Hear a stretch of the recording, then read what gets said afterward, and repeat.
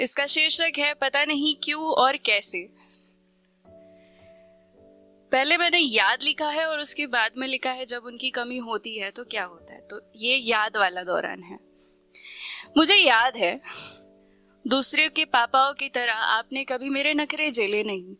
मुझे याद है दूसरे पापाओं की तरह आपने मेरे नखरे कभी झेले नहीं, लेकिन पता नहीं क्यों और कैसे कुछ ना करके भी मेरे लिए सब कुछ कर गए। हाँ, मुझे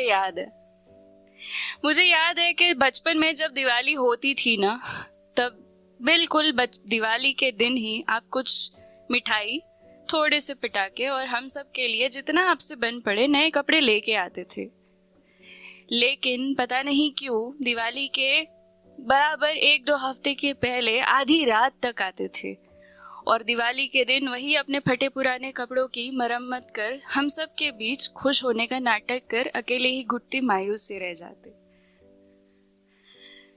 हाँ, मुझे ये भी याद है जब मेरा कॉलेज में जाने का पहला दिन था तब मैंने आपसे पैसे मांगे थे।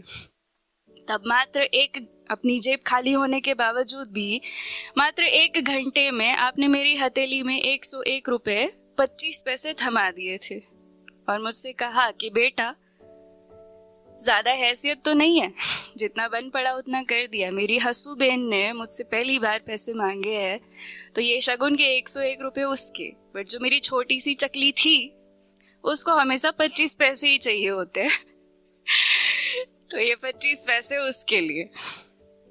फिर पता नहीं क्यों उसके कुछ हफ्तों तक वो जहां भी जाते अक्सर चल के ही जाते और रात को थक हार के चकनाचूर हो जाते। पता नहीं क्यों उसके अगले ही दिन कुछ लोग घर पे पैसे मांगने भी आए, लेकिन 1-2 महीने बाद वो अक्सर टाइम पे आ जाते। मुझे याद है कि हम ऐश और आराम कर सके ऐसी हैसियत आप कभी बना नहीं पाए। मुझे याद है कि हम ऐशो आराम कर सके ऐसी हैसियत आप बना नहीं पाए, लेकिन पता नहीं क्यों कुछ ना होते हुए भी सब्र और सुकून से जीना सिखा गए। मुझे याद है कि दूसरों की तरह आपने कभी दौलत शोहरत कमाए ही नहीं पाए। दूसरों की तरह आप कभी दौलत शोहरत कमाए ही नहीं पाए, लेकिन पता नहीं क्यों और कैसे मुझे अपना अनमोल खजाना बना गए। अब मैं अच्छे से जानती हूँ कि आप जाती तौर से मेरी जिंदगी में नहीं रहे। My father passed away last year. तो अब आता है रियलाइजेशन फेस, राइट। हाँ, मुझे पता है कि अब जाती तौर से आप मेरी जिंदगी में नहीं रहे, लेकिन पता नहीं क्यों और कैसे आपकी रूह का एहसास हमेशा मेरे आसपास ही रहता है। मेरा दिल पहले से जोर जोर से धड़कता है जब भी मैं किसी परेशानी में रहती हूँ, लेकिन पता नहीं क्यों और कैसे आपकी अनदेखी मौजूदगी एहसास होते ही बिल्कुल शांत सा हो जाता है। मेरे कान ना मुझसे कहते हैं कि आज तक तुमने जो भी सुना है सब बेकार है, सब बकवास है।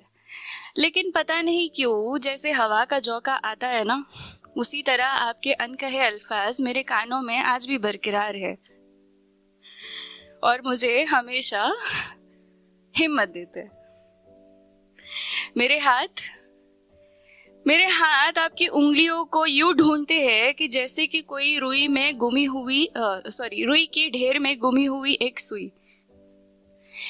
लेकिन पता नहीं क्यों और कैसे जब मैं अपने हाथ को अपने दूसरे हाथ में थामती हूँ ना, तब मानो ऐसा महसूस होता है जैसे आपने ही मेरा हाथ थामा है और मुझे बोल रहे हैं कि बेटा डर मत, आगे बढ़।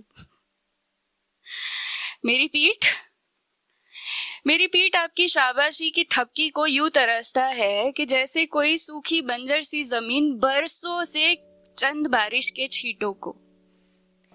लेकिन पता नहीं क्यों और कैसे अब जिंदगी में कुछ हासिल करने पर जब मैं अपनी पीठ दीवार या कुर्सी को टेक कर बैठ जाती हूँ ना, तब ऐसा एहसास होता है कि आप मेरी पीठ पे अभी भी है और मुझे कह रहे हैं मैं हूं। मेरा माथा आपकी गोदी को यूं तरसता है जैसे कि कोई छोटा सा बच्चा अपनी माँ की गोदी को। लेकिन पता नहीं कैसे और क्यों जब भी आपके कुर्ते को तकिए पे रख के उसके ऊपर अपना सर रखती हो ना, तब बस कसम से बड़ी सुकून की नींद आती है। हाँ हाँ पापा, मेरे सपनों में आकर आपने कहा था मुझसे कि आपको मलाल है कि थोड़ी सी जल्दबाजी में ज्यादा देर हो गई बेटा। लेकिन पापा पता नहीं क्यों और कैसे आपसे कोई शिकायत ही नहीं है। हाँ, जब वक्त था तब पता नहीं क्यों और कैसे आपसे कभी तवज्जो मिली नहीं। जब मैं आपके पास थी तब पता नहीं क्यों और कैसे आपने कभी कद्र की नहीं। जब मैं आपसे दूर, बहुत दूर किसी नए शहर चली गई ना, तब पता नहीं क्यों और कैसे मेरी सारी कमजोरियां हमेशा के लिए खत्म हो गई। आपसे जल्दबाजी में ज्यादा देर होने के बावजूद भी पता नहीं क्यों और कैसे मैं आप बन गई।